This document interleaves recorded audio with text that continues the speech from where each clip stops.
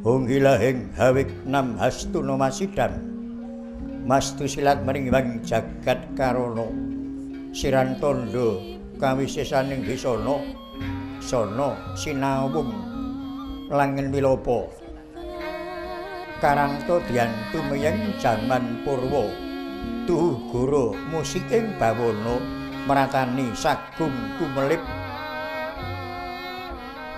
misiksani jana loka tuhu datan wenang guru lamun to tinindakno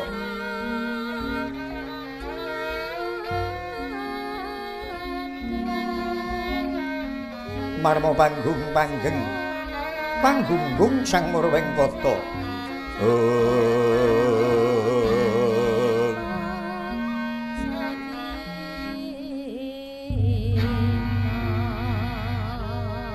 nenggih pundi to kang kinarya bebukaning carita sakmangke ingkang kaeka Hadidasa Purwa basa eka siji adilene Wedasa 10 Purwa wiwitan kalenggan punika kang menang kinarya bebukaning carita nenggih Kajwangan Junggring Saloka nalika semanten ingkang ngrenggani kayangan Junggring Saloka ratu-ratuning para Jawata Tridasa Wataknawa ya kang kinarya sesembahan Sangya para Narendra ingkang dumadi wonten Janaloka saestu kathah jejuluk yeka jejuluk Sang Hyang Jagat Pratingkah ya Sang Hyang Pramesti Bathara Guru ya Sang Hyang Udipati ya Sang Hyang Yata Waluja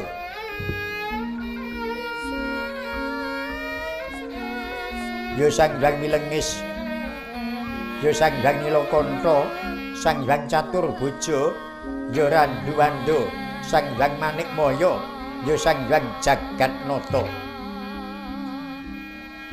mila ta jejuluk Sang Hyang Jagat Pratingkah sayekti wis datan kesamaran dumateng ngubah musik ing bawana jejuluk Sang Hyang Pramesti Bathara Guru denya anggelar kayangan mungging pucang hardi tengger ya jejuluk Sang Hyang Udipati wis datan keweran dhateng kasampurnaning titah ingkang dumadi wonten Janaloka ya jejuluk Sang Hyang Yata Waluja pinarcaya dening Sang Hyang Pada pinangka ratu ratuning Jawata Tridasa Wataknawa ya jejuluk Sang Hyang Milengis awit kagungan ciri toh pethak mumbeng tenggak jejuluk Sang Hyang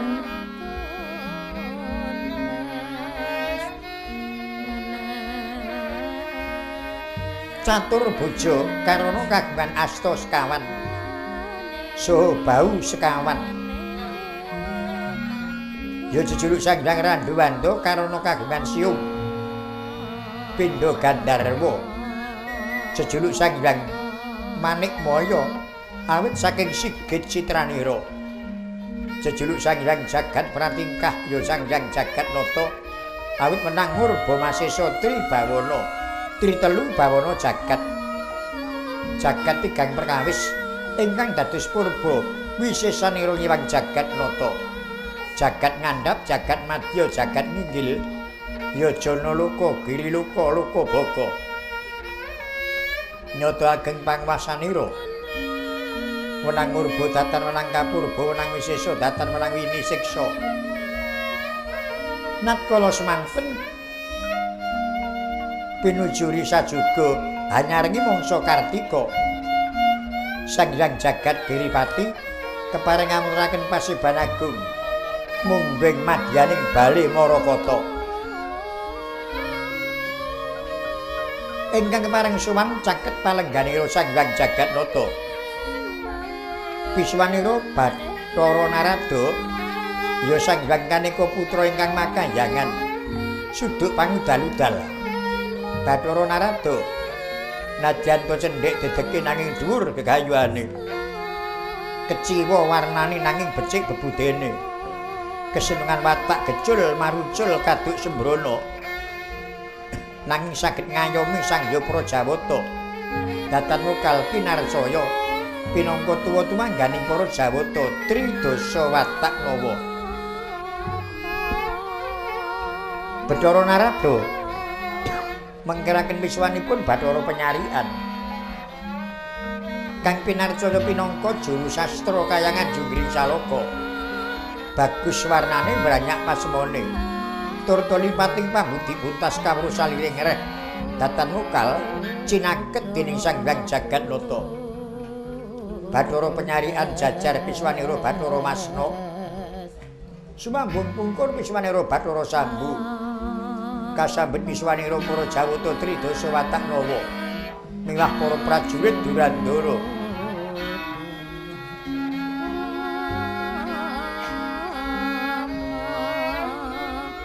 sawaning para prajurit Durandara blabar dumugi imba-imbaning kayangan yayah samudra tanpa tepi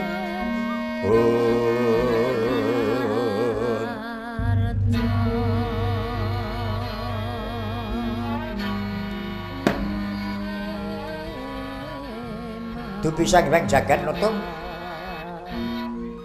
wus priksa piswanipun para Jawata blabar kaparing sedya lenggah Siniwaka palenggane rumpak bali marju pundha manik wis sumekta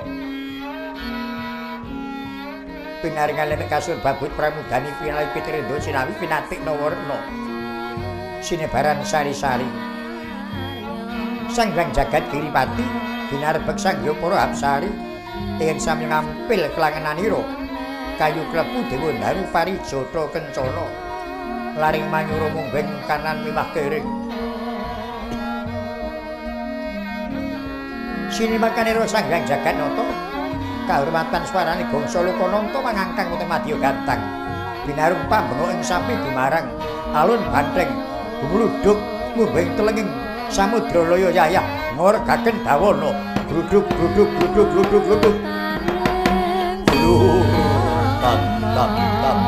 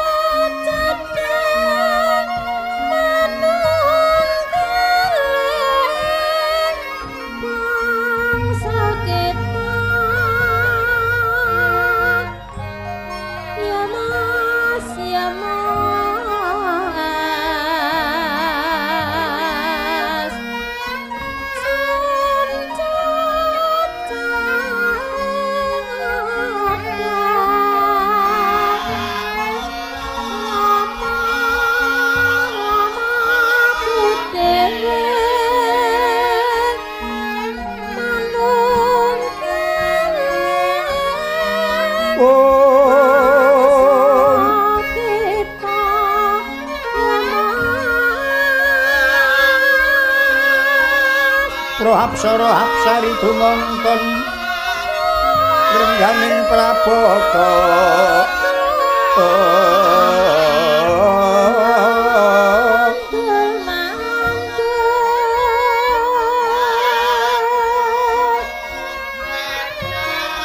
para dewa dewi nang para resi kagiat mulat indahing arti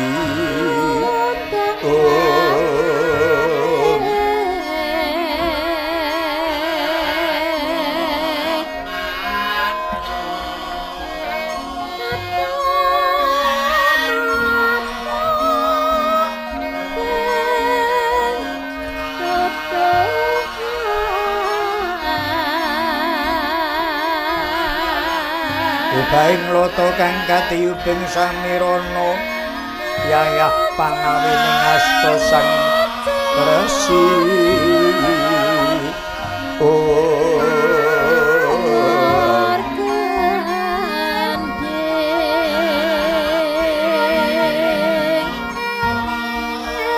manglunging kadung malempung rumang batin liyan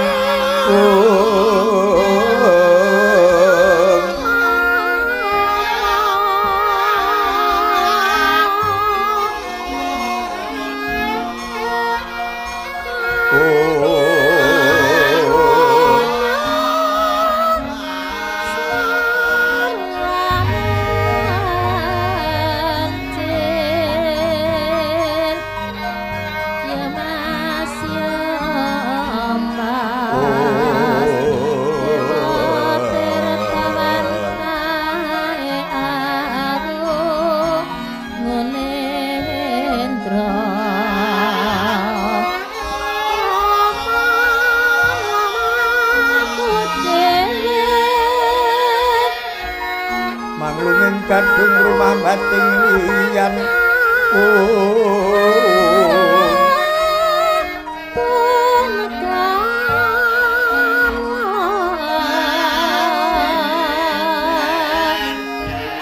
mawet semu kang mawur raras renaning griya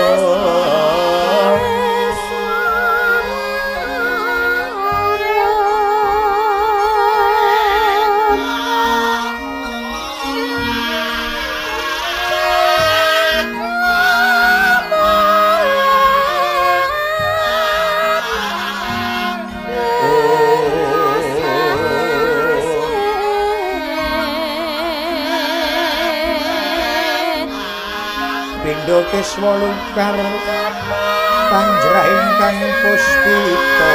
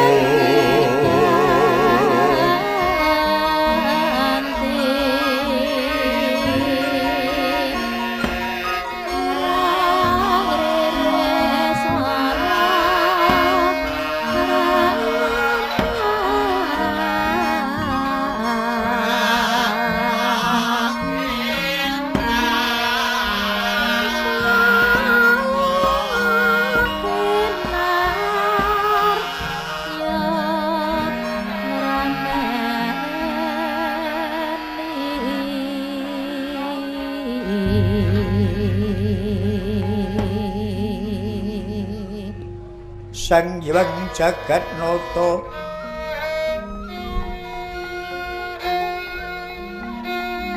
tuingune nujuri sajuga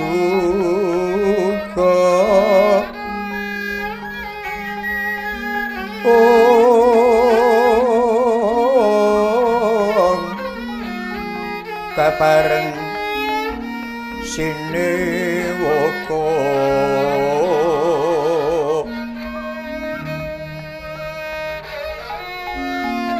munggeng bali Marakata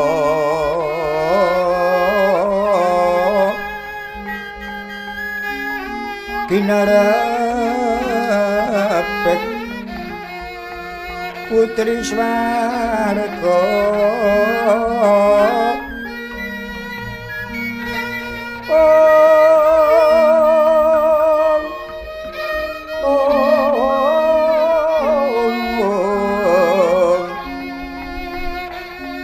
Sinepa Prapunggawa Jawata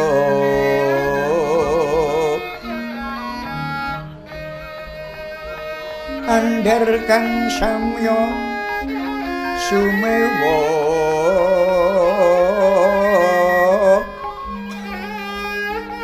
sidhem tan nono kang nyapawa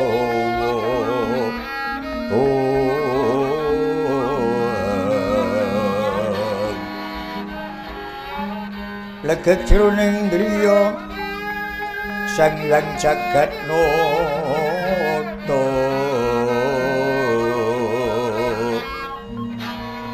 dangu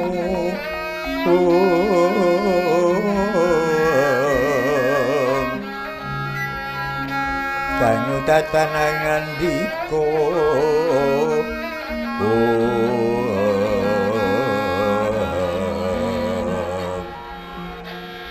nihan wijiling sabdo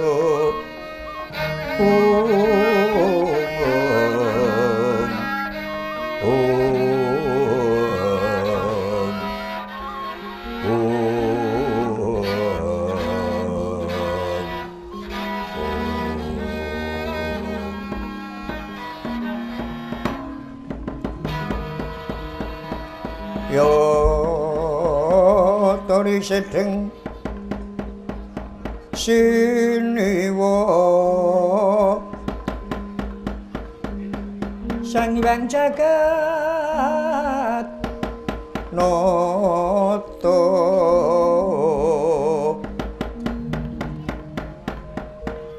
asirengganing busana kinuntrang-kuntrang Mas Retno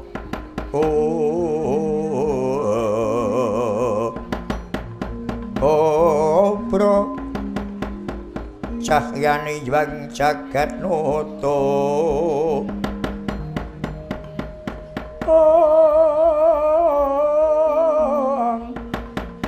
lenggah mumbing umpak bali marcu bundo Bapak nalariro kang moro suwan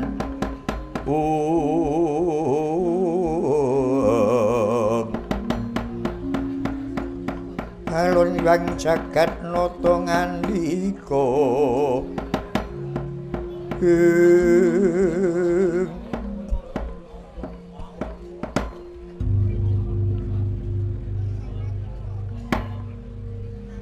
Ngajwalaju Sang Hayu Palungguhan Ulun Kakang Bathara Narada muya dados rugitaning panggalih kita Kakang kita ulun piji mangayun mungwing pangayunan ulun Kakang Bathara Narada oh loya berkencang marudaya Dahat kalingga murda dipinampi sabdanipun Adi Guru. Rumentahing raka suduk pangudal-udal sabdanipun Adi Permesti. Kula tampi asta kalih kula petelaken jojo nambahana daya kasantosanipun ingkang raka suduk pangudal-udal. Ingkang menika Adi Permesti bojo pangestampanipun ingkang raka sayugya katur wonten ngersanipun Adi Permesti Bathara Guru. Oh loya. Kakang Narada nggih. Kita dipun prayogakna lenggah. Nah niki sendika. Nadyan kita penyarian apa dene Masna. Prayogakna pisuwan kita nang pangayunan ulun. Kawula punika nggih dhateng sendika Rama Pukulun Hyang Jagat Giripati. Kepareng ingkang putra penyarian nyaosaken sembah pangabekti konjuk usaha ndaping pepodo. Nadyan ingkang putra Masna ugi nyaosaken sembah pangabekti konjuk usaha ndaping pepodo. Mawantu-wantu Rama Pukulun. Ulun tampa akarya bombong rasaning penggalih wong atuwa kita. Prayogakna pisuwan kita sakarone. Kula nuwun inggih dhateng sendika, Sambu semono uga prayogakna kita ngadhep pangayunan ulun. Ulun. Nuwun ngestakaken dawuh. Kajawi ingkang menika ingkang putra nyaosaken sembah pangabekti konjuk usaha ndaping pepodo mawantu-wantu kawula lho. Sambu ulun tampa. Wangsul dumateng Kakang Bathara Narada. Kondur pangandikanipun Adi Guru. nimbali ngroko suduk pangudal-udal wonten pangendika ing ngadhawuh murih terwaca Kakang Narada nampi pangandika ulun parengaken Kakang Narada ngangsek lenggah kita majeng wenten pangayunan ulun Kakang Bathara. Kepareng ingkang raka majeng pisuwanipun wonten satipun dipermesti Kakang Bathara inggih. Leng-leng ramyang ingkang driya. Liribang candra esmunya kang katawengan sumuing tias kang katuridan limut kabyatan rucit om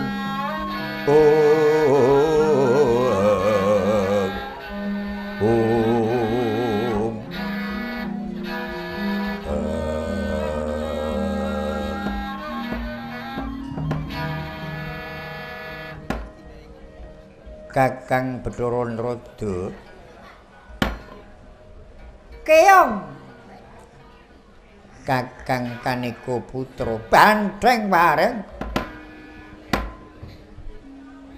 keparengipun Kakang Narada kadiparan ulun piji sepisan ngendika Keong dupi kaping kalih Bantheng Wareng mengku kersa kadiparan Kakang Narada.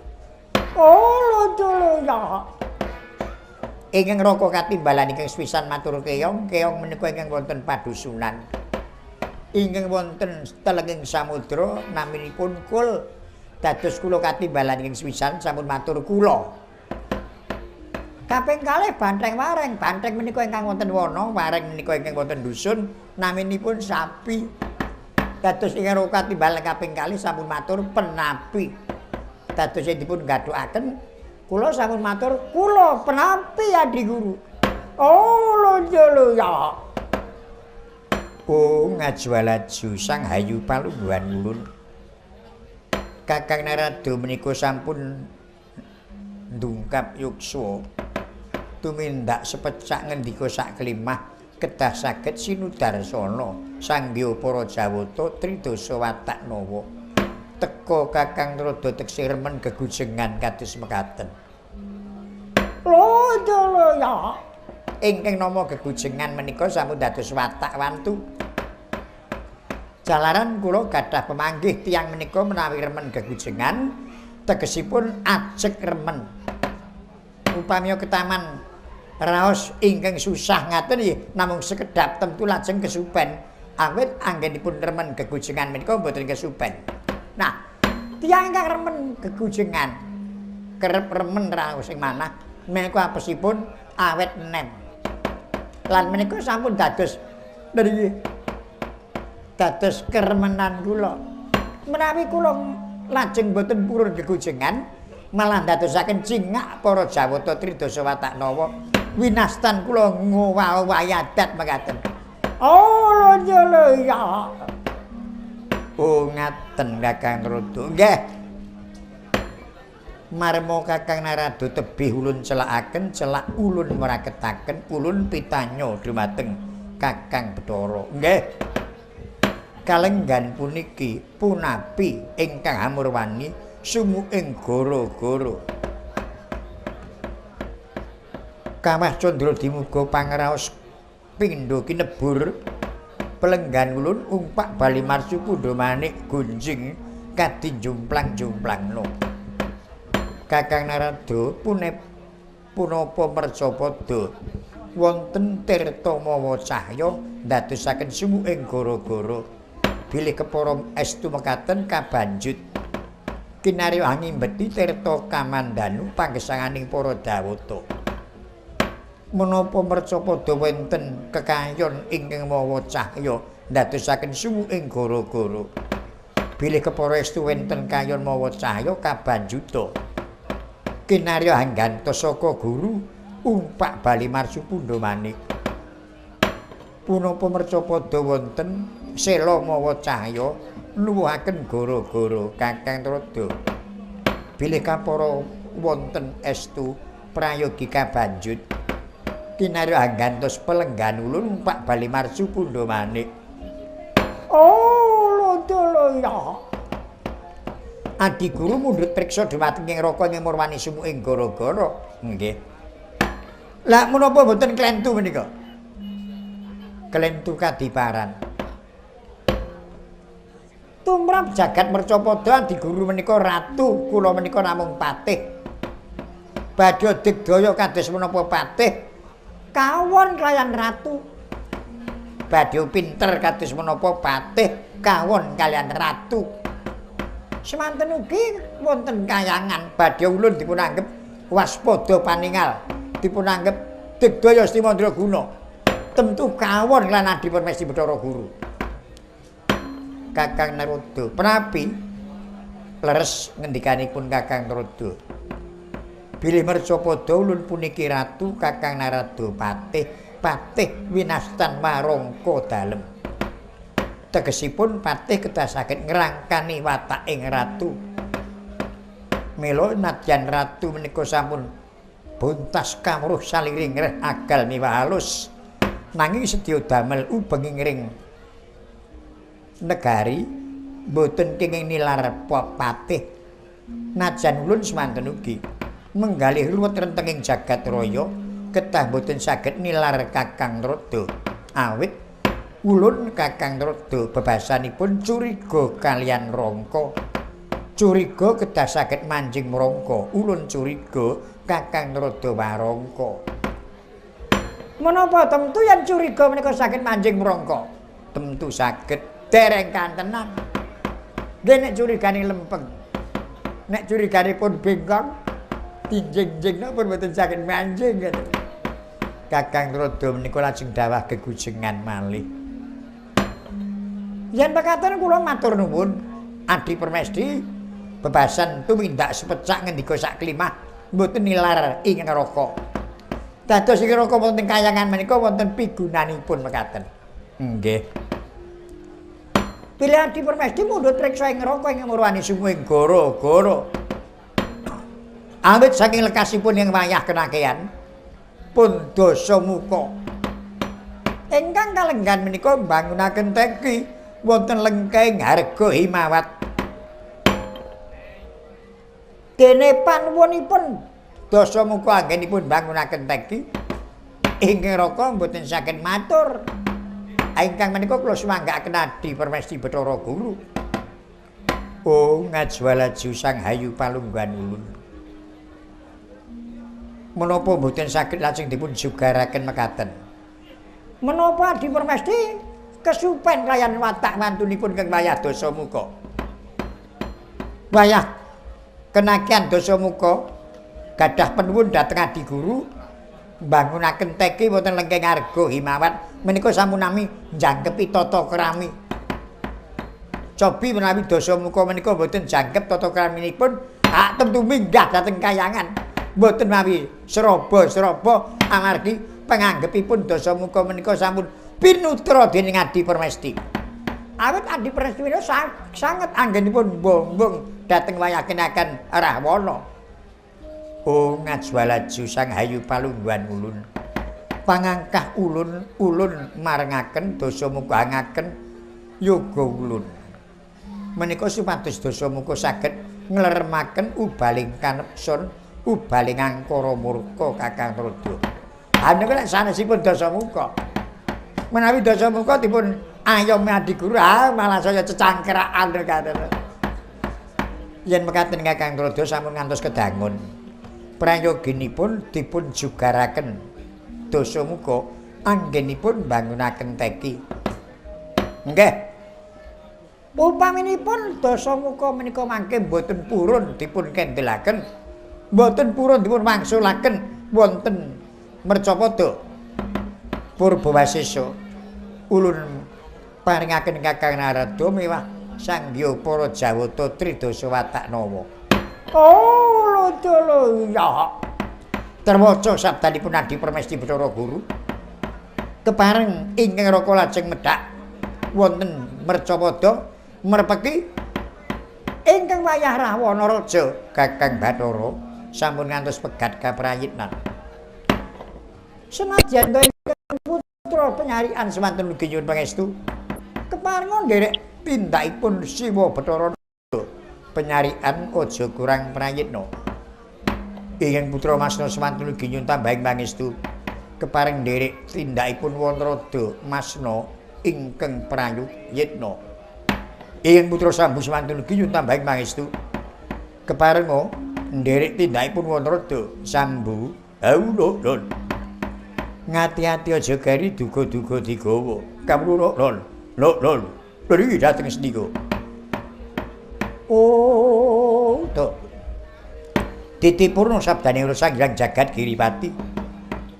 Hanglenggahe sabda Pandhita Ratu sabda pangandikan Pandhita Ratu tanana bedane menapa malih Sang Hyang Jagat Nata Ratu ratuning para Jawata ngandika sawanda yayah kowe Kresna tumameng Patra Seta datan saged lumebet biya mulat kanan kiring sedya kundur manjing Purantara tedhak saking palengganira ginarebeg Sang Hyang Prahapsari pating glebyar gani busana yayah panten binayang kali.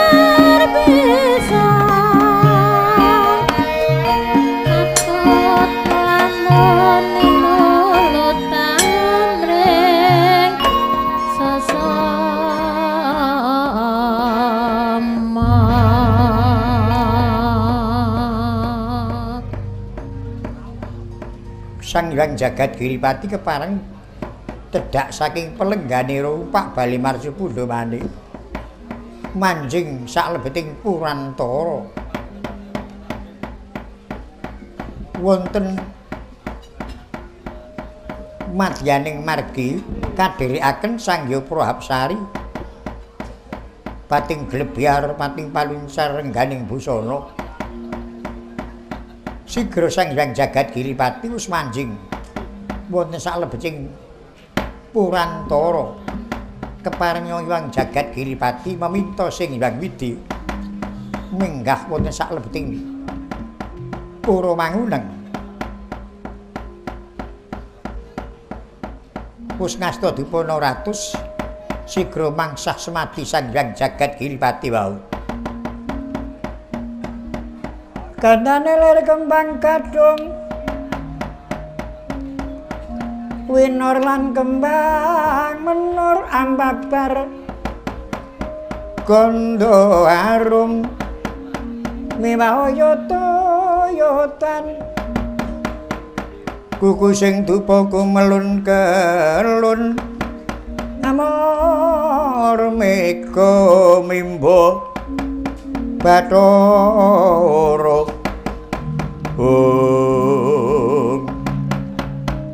tan samar pamoring sukma sinuk swaya winah yuweng sepi kinaker telenging kalebu pambukaning warana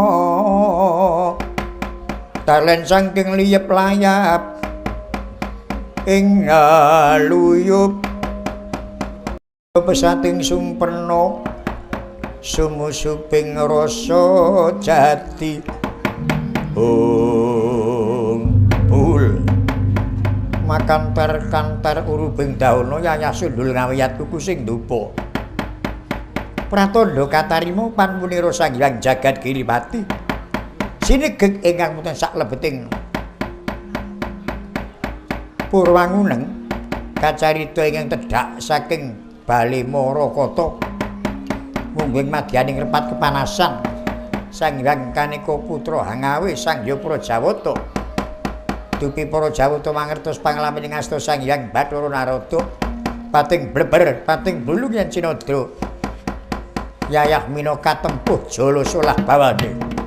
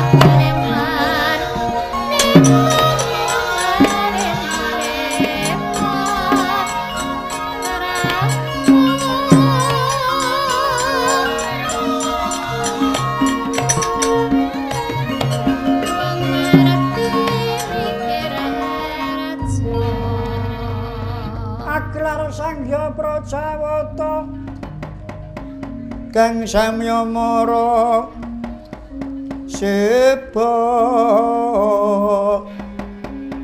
Prabu sananira pindha panjang pus pita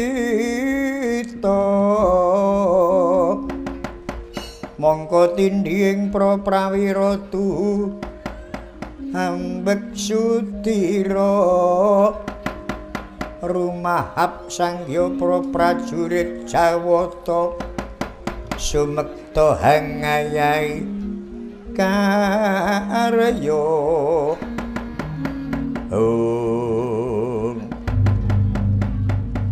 ilahing mangastu nama sidam sekaring bawuna langgeng Wanrada ingkang putra Indra lungsung pawarta kados pundi sabdanipun Rama Pukulun Sang Hyang Jagat Giripati ilahing senadyan to ingkang putra Brama lungsung werta Wanrada nadyaning putra Sambu nderek sowan tebih pisowan kula duna dungkap kula midhangetaken sabdanipun Rama Pukulun Hyang Jagatnata ingkang menika kula aturi njara talingan kula kados pundi sabdanipun Rama Pukulun Sang Hyang Jagatnata Wanrada kula lungsung werta kula ugi lungsung ngerti ilahing Ulun Bathara Narada kula nyadhong dawuh kados pundi dawuh pangendikanipun Pukulun Sang Hyang Jagatnata Pukulun Bathara Narada Prekencang Warudaya Loya Ger Indra kawula nuwun Brama kawula nuwun Yama Dipati kula non kabeh wae ora ndak wiji-wiji padha sirepa sawetara aja saur manuk kita lungsung werta merga ulun wis rumangsa dadi wong tuwa yen banjur bakal paring dawuh kita saur manuk nggen lungsung werta kurang bejane malah tumpang suh nggon ulun dawuh jalaran yut pamikir ulun kisruh ngono kabeh kena midhangetake dawuh ulun nanging aja nyambungi pangendika ulun kang ulun parengake nyambung pangandika ulun ya mung Indra Brama merga ingkang cedhak layan ulun kawula nundi sendika Wanrada lha sendika nggih pun kula tak mendel mawon pulun kancane do muni siwa kok ora muni siwa dhewe ta mangke darane ora ngerti cara silah kula niku nek kalih sampeyan bener iso mak cilik ngoten to. Nek Yama Dipati karo Narada kok iso siwa niku ora kleru. Nggih mung Pukulun ngoten mawon. Ya syukur nek kowe ngerti cara silah kene syukur. Hendra, kamu nuwun siniwakan iki mau Adi Permesti kepareng menggalih sumuing gara-gara. Wah, dados Pukulun Hyang Jagatnata. Kelenggan menika sampun kepareng menggalih gonten-gonten. Gonten-gonten ki apa? Lha mangke mboten darani ora iso basa. Gara-gara niku nek dibasake rak gonten-gonten. Gara-gara ya gara-gara ngono wae gara-gara gonten-gonten. Oh, mboten kena dibasake ora. Lajeng keparingipun Pukulun Hyang Jagatnata kados pundi Wanrada? Adi Permesti mundhut priksa marang Punma. Ingkang ndadekke sumuing gara-gara iku mung lekase si Dasamuka. Bangun ketapa nang lengkeng Gunung Himawat. Adi Permesti mundhut priksa wigatine ulun ora iso matur merga ndisiki batine liyan iku ora prayoga. Kawula nuwun. Arane Dasamuka tumindake ndadekke sumuing gara-gara keparing Adi Guru kudu dijugarke. Dasamuka kudu ndang bali ana Ngalengka, aja nganti gesuwen ana lengkeng Gunung Himawat. Nanging kita kudu eling, watake Dasamuka kuwi mbrengkele. Watake Dasamuka iki ngoko. Apa mesti gelem dikon bali ana negara Ngalengka durung karuwan. Mula kula diparengke dening Adi Guru nganti para Jawata Tridasa Wataknawa lan prajurit Durandara. Malah kepareng ngesti guntur angin, guntur geni, guntur bumi. Yen mengko Dasamuka ngguguk Ngutawaton Bondan Tatanpa Ratu nggugu karepe dhewe. Aja nganti kurang prayina, kena ditamani guntur. Yen mekaten kula kantun nderek keparingipun Wanarada. Kula lho ngestaken dawuh wah mboten perlu kuwatos pulun. Yen mung Dasamuka mon nek mboten manut kalih dewa, mangke kula jabute nyawane. Ulun ora maido nek kita iku tukang jabut nyawa. Nanging nyawa kang kena dijabut dening Yamadipati ku ya nyawa sing wis tekan pesti-pestine. Nek urung tekan pestine kok jabut ya urung karuan nek bisa kelakon. Tenene njur bungahe kowe jabuti terus mengko. Kabeh wae padha sikep gawane ngayuda. Dawuh ana prajurit Durandara ngestaken dawuh. Aja nganti katalumpen nanging kita mung wis wadakno sithik saka kadohan. Ulun dhewe kang merpeki. Amarga ulun kuwatir yen kita ing merpeki bebarengan malah ndadekke muringe si Dasamuka. Lah dene mengko lumjum kraning becik ora kena mangsa bodho kita anggon kita murba si Dasamuka. Ngestaken dawuh, ngestaken dawuh. Aja nganti kesuwen ninggal budal dina iki monggo direken monggo.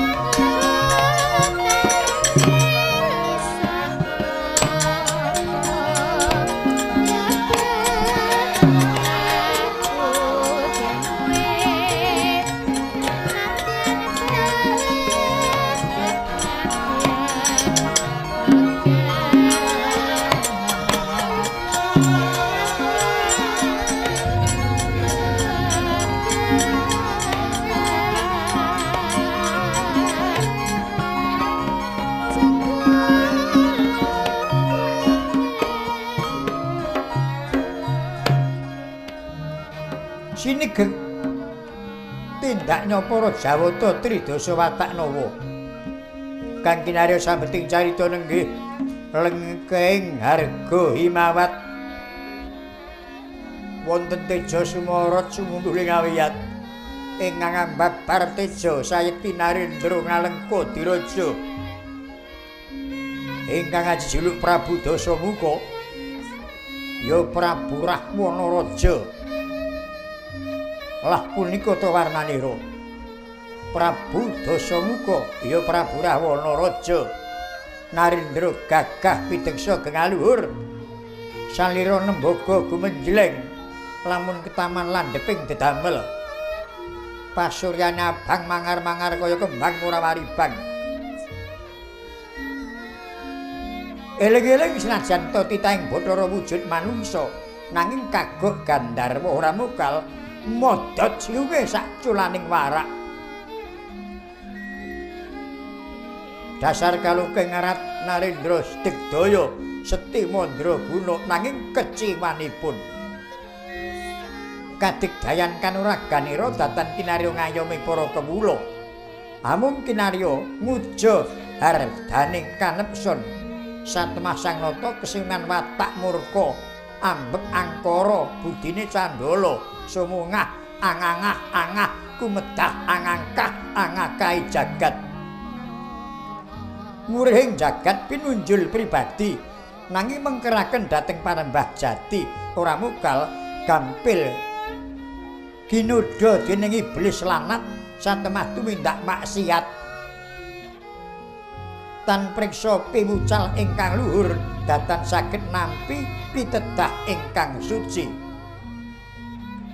mila kasinungan watak adigang adigung adiguna tanenget Triloka Gumelar awit saking keparinging Hyang Widiwasa ingkang pancenipun tuwitahun mercapada sepisan tata kaping pindho titi kaping telu titis kaping pat tata tutuk kang kaping 5 pinangka kunci gegayuhaning urip nanging Prabu Dasamuka wis datan ngrewes dhateng pitedah luhur punika nalika semanten wis antawis dangu denya mbangunaken teki wonten lengkeng Harga Himawat ingkang kepareng nderek prajineman Tilaranira ingkang eyang ing Alengka diraja duking uni Diktiyakala Mintrakna mewah Diktiyakala Marica prasasat Gandharwa kalih boten kepareng genggang pelayan Sang Nata kaparing Sang Nata jugar sumadine mulat piswanira kengadi kekalih nglesot wonten ngarsa kepareng rukmeng daya pangudi asmaraning griya kang dereng kawijil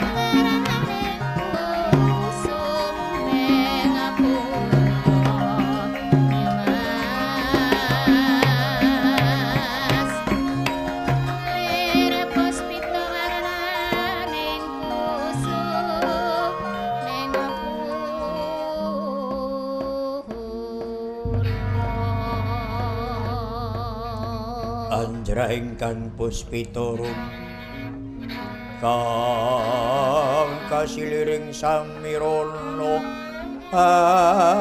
amri sekar kadung kungas gandaniro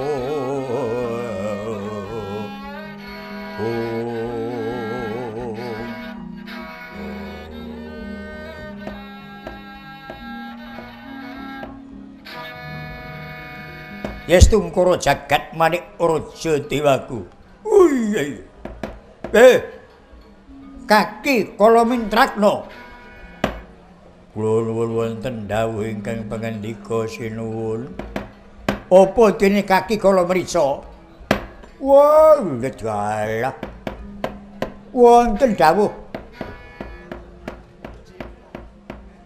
timbalan dalem ingkang sinuwun boleh omong sing rada grep oleh sila-silaan aku rak kuwatir karang lambeku rada cupet nek muni dawuh timbalan dalem rada kekerepen malah dadi elek muni pi dawuh timplikan ngono malah pandamu kaya ngono Mintrakna kawula non wis antara suwe nggonku mangunake tapa ana lengkeng Harga Himawat teka durung ana katrangan ketrima lan orane durung ana wisi ing Jawata. Sewu-sewu nyadong duka sinuwun. Kula menika nderek dandalem menika kados dene ngerti grubuyuk nanging ora ngerti rembug. Namung belo melu seton ngaten menika. Janipun peran menika kagungan gegayuhan menapa. Petangan kula peran menika Narendra Sarwa Sarwi sampun boten ngeciwani. Nun sewu negari Dandalem ageng wiyar tebaning jajahan tur rengganipun endah eti jagat prasasat boten wonten ingkang timbang. Turta panjenengan menika sinebat ratu, ratu ning para ratu, ratu raja diraja, ratu sinembah para ratu. Kirang menapa to kok tapa terus. Oh, lha ya kowe bobotmu trakna. Karo Sinur Prabu Dasamuka beda.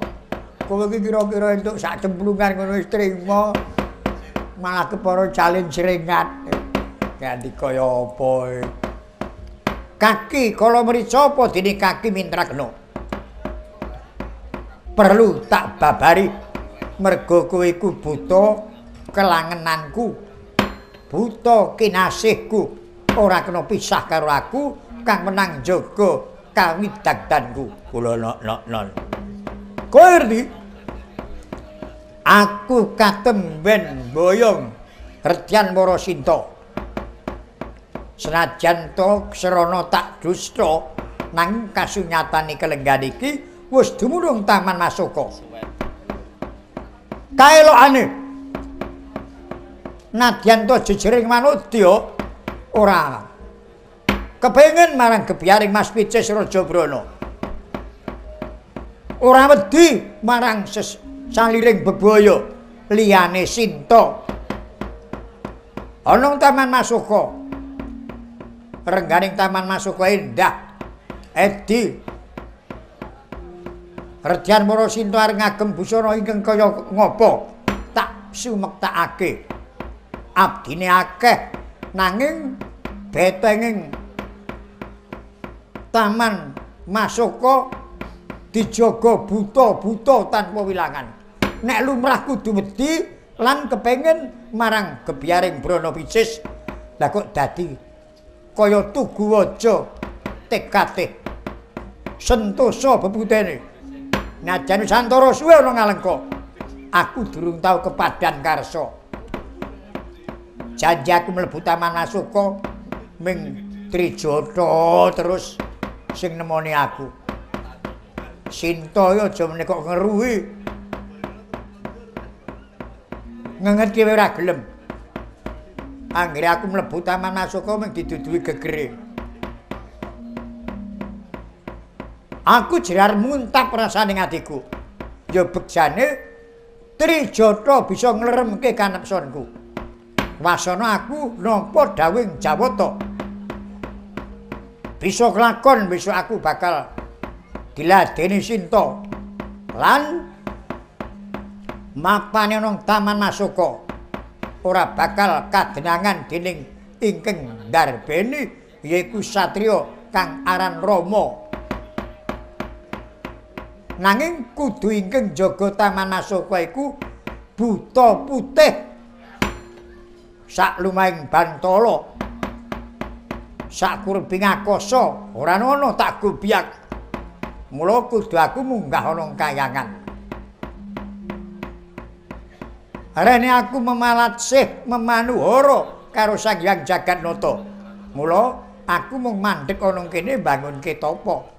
Aku supaya Hyang Jagatnata priksa nek gegayuhanku gayuh buta putih iku kanthi keronta-ronta rasaning atiku. Kaya dene aku memalatsih kelayan manudya nggonku arep penuwun karo Hyang Jagatnata. Nanging kok dadi durung ana wisik, durung ana tandha-tandha nek ketrima tapaku. Nek pancen antara dina meneh ora ana tandha nek ketrima tapaku, ora peduli kudu aku munggah ana kayangan. Oh, ladalah. Yen mekaten keparingipun ingkang sinuwun kula kantun nderek. Ingkang baku kula njagi kawidagdanipun ingkang sinuwun sampun malih sakit pecah. Najan dados gedhek pengamun-amun sedya kula temah. Bagus. Ora ana buta sing setya bekti marang panjenengan ingsun liyane kala mintrakna kalih kula. Kula nggih bekti kok. Pun karimun mlayu nututi. Ora dianggep bekti. Ning wene teko kari dhewe kok. Lho kari dhewe ayo teko, kari ayo goleki nek ketemu rumancek kaya iki. Dosa muka muntap kruda Jojo bang mawinga-winga mawengis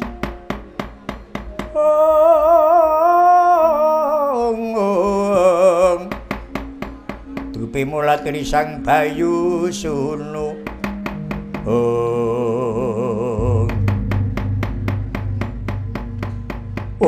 paring munjuk atur wonten ngarsa dalem sinuwun. Piye? Ngantariksa mapan wonten pernah pengkeran dalem ingkang sinuwun kok wonten teja gumebyar wonten Girgantara. Apa ya? Kowe ngerti tejane kowe?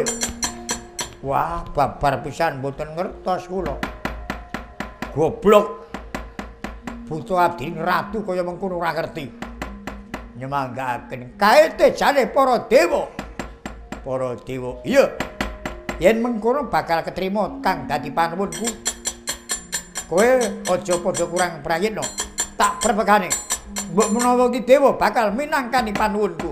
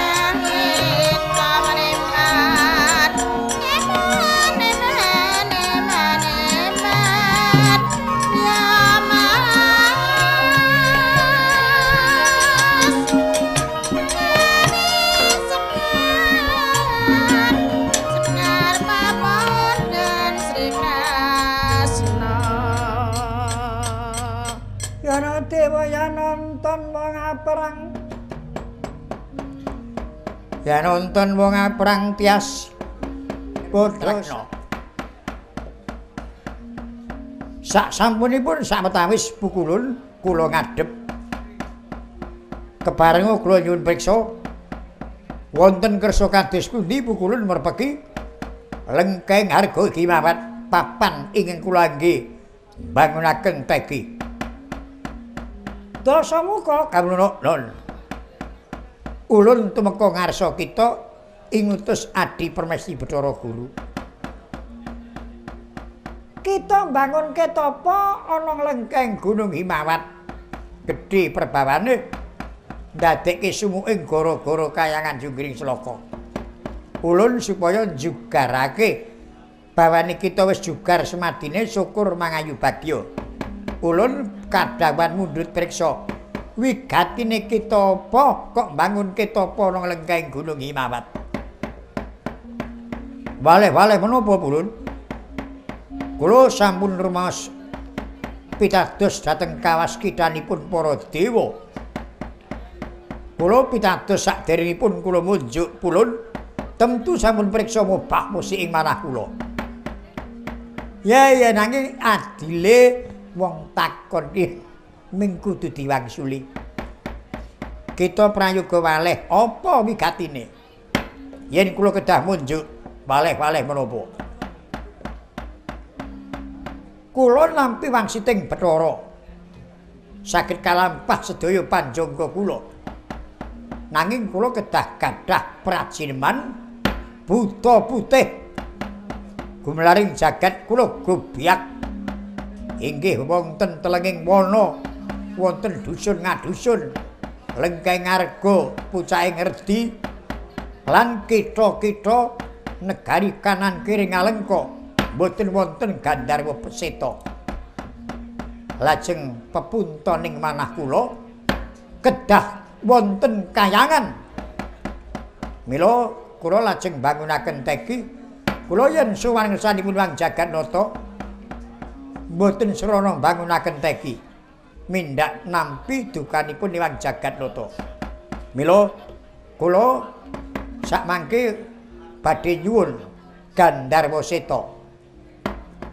Kowe gampangan njaluk buta putih. Iya. Kayangan ki ora ana buta putih. Anane ya wing buta lumrah. Kayata Yamadipati kaya buta. Cingkara Bala Balungpata ya buta. Kala Marcu ya buta. Ning ora putih. Malah nek biru wonten nggih. Ayo kowe kuwi sing biru ya. Kenging menapa? Teka wonten wangsit dumeling kalingan kula. Menawi kayangan boten wonten cetha dewa dura sembada. Yen mekaten kula nampi sabdanipun pulun Bathara Trada. Dereng trima. Kula badhe ngadhep Nyai Jagatnata. Ulun iku didhawuhi balekke kita. Kita ora kena kesuwen ana lengkeng Gunung Himawat, Kudu Bali.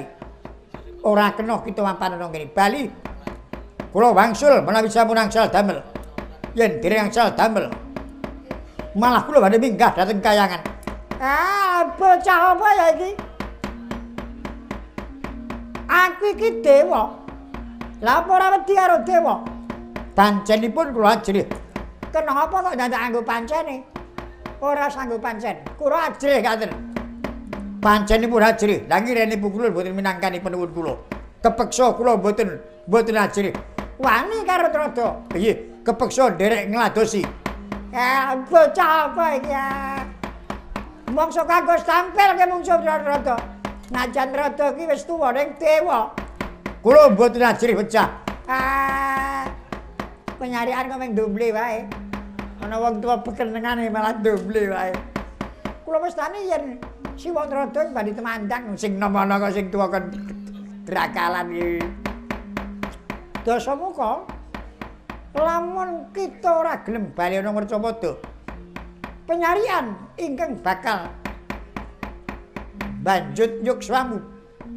Kaki kala mentrak lho tandang lho sendika untal balang.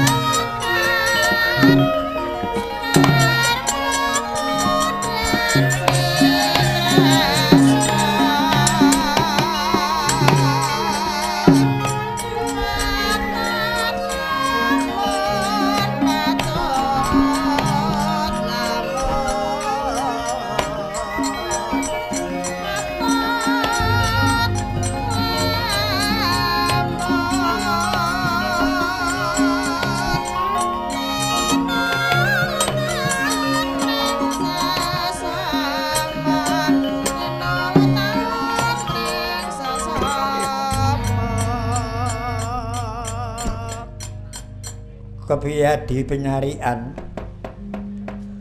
kawusanane Dasamuka gelem bali apa ora? Dadosna kawuningan Kiraka Dasamuka berguguk mutra waton bondan datan para ratu dupi badhe kula tandangi nimbali abdinipun nama Kala Mintrakna. Wah, buta tandangipun rusuh nebak-nebak nyaut-nyaut. Kula dawuh teping tangan mboten dipun angge raos. Kula dawuhi golok damelanipun Kakang Bathara Pumaramayadi. Gumenjleng kados dumawah wonten Wesiwaja. Sareng golok kula dipun mut rayan Kala Mintrakna dipun lepeh menika wangsul dados jeladren. Gila manah kula menika lajeng kawonanipun kados ngaten menika. Goloke bengkong. Panjenengan saged mangsulaken Kakang Masna. Aku ki mbiyen ya wis tau ajar nang kayangan Girpenyu nglempeng golok-golok kuwi jajal mbok menawa engko bisa kelakon ya syukur bejo sewu ning nek ora aja gelo atimu. Inggih. Nah, aku sik rondo sithik. Iso kene, iso aku. Piye? Terus ragi bengkong wis gedhe. Anggere tok lebok kirangane kono wis tekan jero kono lempeng dhewe ngono. Nggih, matur nuwun. Tak kandhani adi penyarian. Kowe ling ngalem karo Mintrakna aja entek golek kurang amek. Lelakon iku ingkang kleru saiki iku adi penyarian. Kok kula Kala Mintrakna iku mung abdine Dasamuka tur wujude buta. Kepara malah buta wis tuwa merga kae abdi saka Ngalengka Diraja biyen. Kae abdine Sumali Raja. Dadi wis melu Dasamuka kuwi wis dadi buta tuwa. Monggo adakane wong tuwa kuwi arep omong ra dadi la, arep omong sa dadi ga.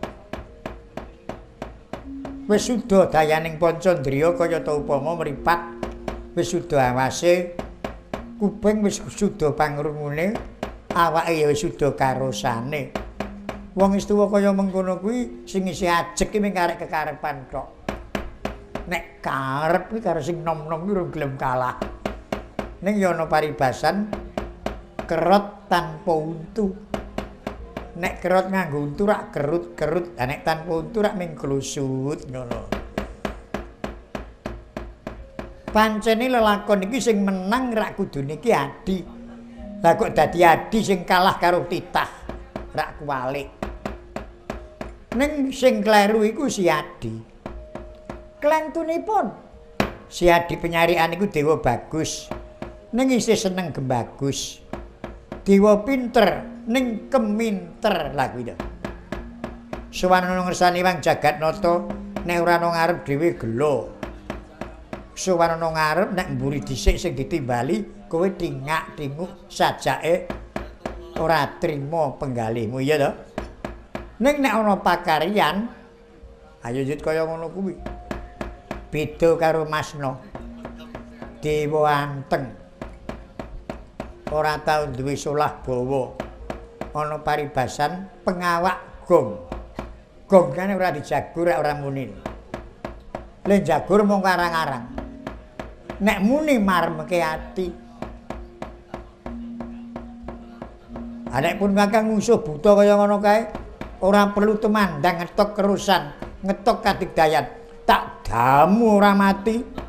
Oh, bejane si buta Mintrakna. Menawi pran saged nyirnakaken Mintrakna, kula guru perwita dhateng Kakang Masna. Ora kleru nek guru pun Kakang tontonen tandhange Bathara Masna.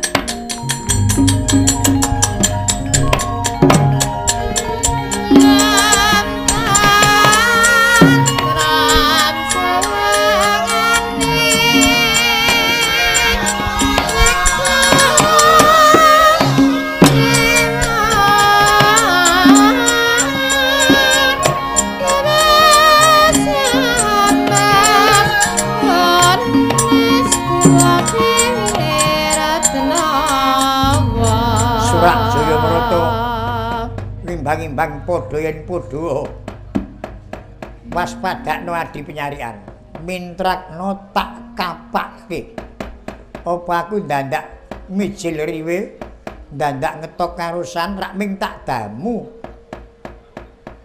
kula gumun ora gumun ki tak weruh oh mintrakno gawe wirangku kowe ya aku tak rewangi ngetok karusan nyekel gaman babak bucik kowe ora musuh Kakang Masna kuwi didamu kok mati.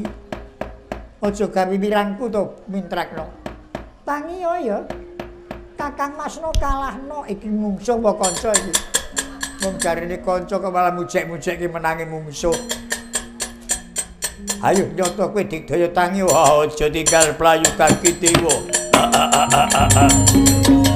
Oi.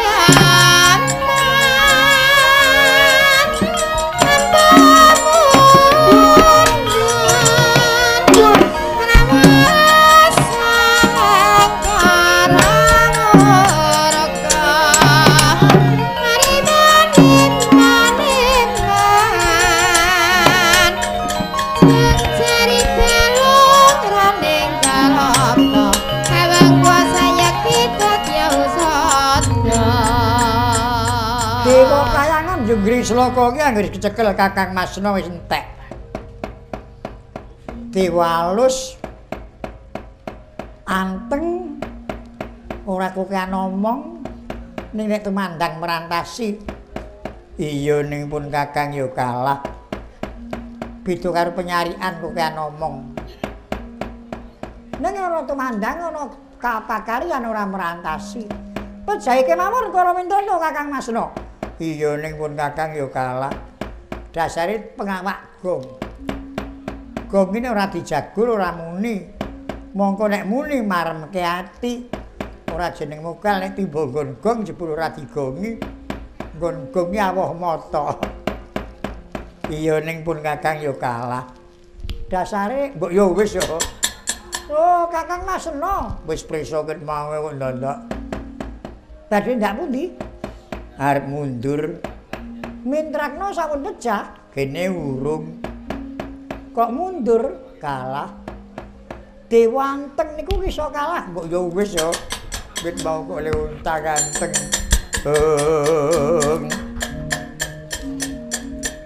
leng-leng lalu hangulati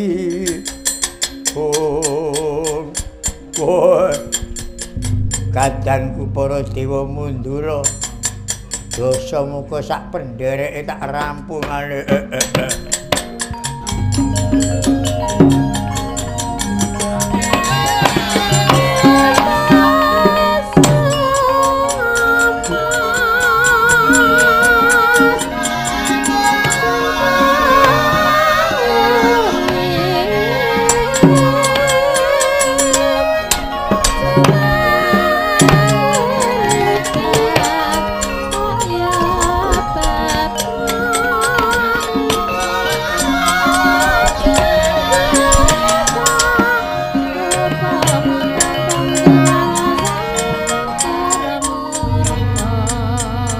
Dosa muka apa kaki dewa lho ora basa karo dewa.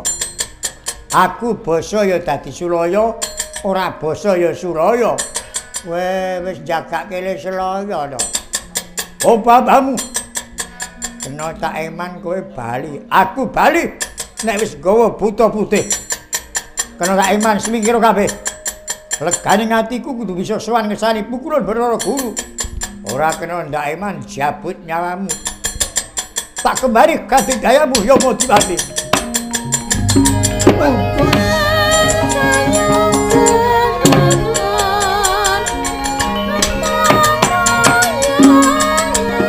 Oh, wes jan.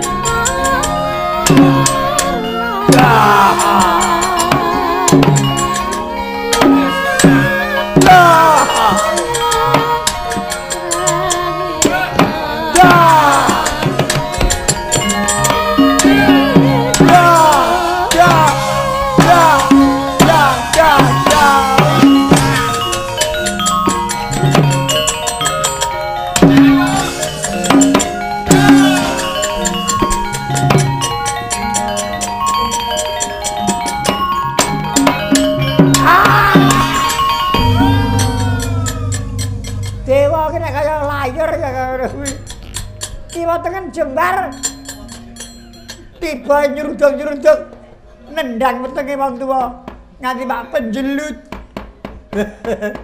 Nyuwun ngapunten Bulun. Ajeng kula nendang sampean niku mboten jarak. Kula nyuwun ngapunten. Dijarak karo rali lara padha wae dengkulmu mlocot. Kepiye karo dosa muka? Dosa muka pancen digdaya. Kula cokot mboten temama, kula tibani anteping tangan mboten temama, kula getak. Kula mboten kelingan nek dosa muka niku ya iso getak. Mriko getak genti dadi getak ginetak. Ala mriko le getak yut nakal. Mboten nganggo leren. Dua. Nganggo dadawa. Nggo dadawa niku lek kula kabur kaya dijenggelet-jenggelet kene kok. Jan pengrasa mboten ngambah-ngambah lemah. Ngambah sari gading nganti kaya cah cilik dolanan. Ampun nendang sampean dereng mandek kok niku wau. Mila matur nuwun Bulun sampean iso dadi rem niku wau. Ora memper wong tuwa padake trauma lalu. Ya Modipati, kula dosamu kok ora kena tinaya ngapa katigdayane prayoga. Dadi atur sane Adi Guru, monggo kula dherekke.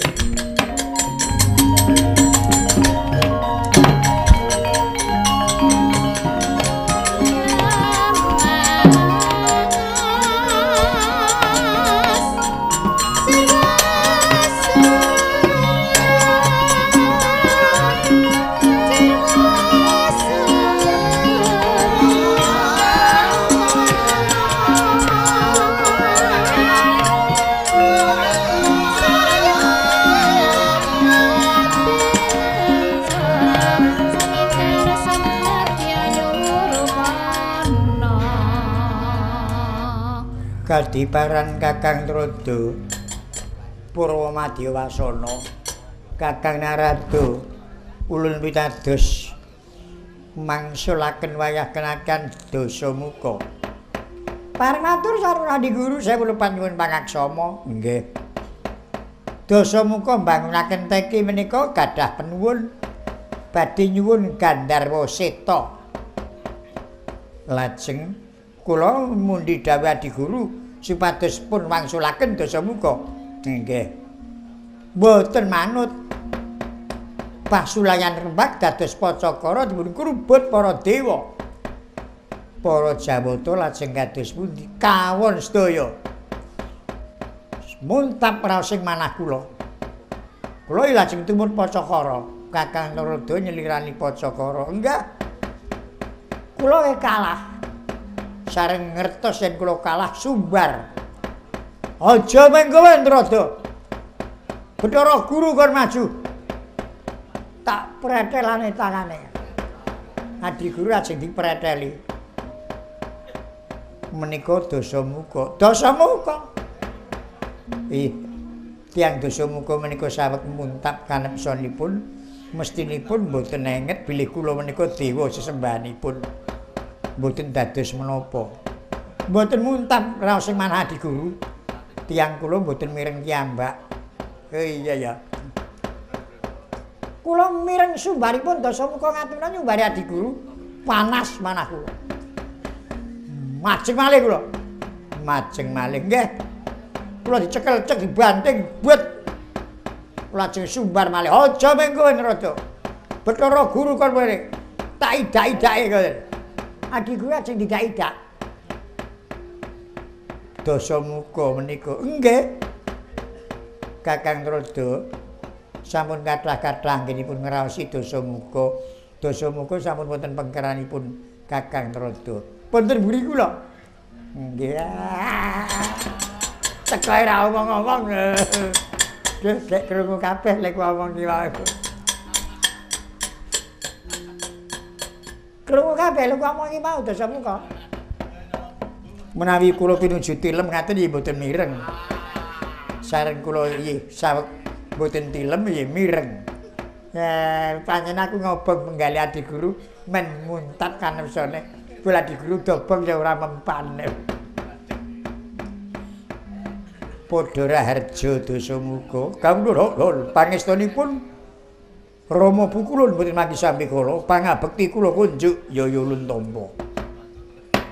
Kepara nyata kita mbangun ketapa nganti muntap rasaning pamikir kita munggah kayangan dumuka ana ngarsa ulun kepengin kadulungan buta putih kawula menawi kula mboten pun parengaken wangsul bekta Gandharwa Seta pilalu kula sak dangunipun wonten kayangan dos pundi Kakang Narada lah para dewa sinten sing saged ngalahke Dasamuka mboten wonten ing klantu menika Adi Guru mbiyen dideni kaya katigdayan kanuragan lah tekaning ndata Dasamuka malah muntap angkara murkane monggo mawon mangerti ya Dasamuka ingkang ana buta putih iku ora ana kayangan nanging ana pangrantunan. Iku buta putih iku sejatine bayu. Lamun to durung medhun ana Mercapada, kita bisa bakal nyekel buta putih. Nanging yen wis mudhun ana Mercapada, lah ya kudu kita nguyak nganti tumeka Mercapada. Dasamuka muntap kruda jajabang mawinga-winga mawengis dupe mula bayu sunu majenging rananggana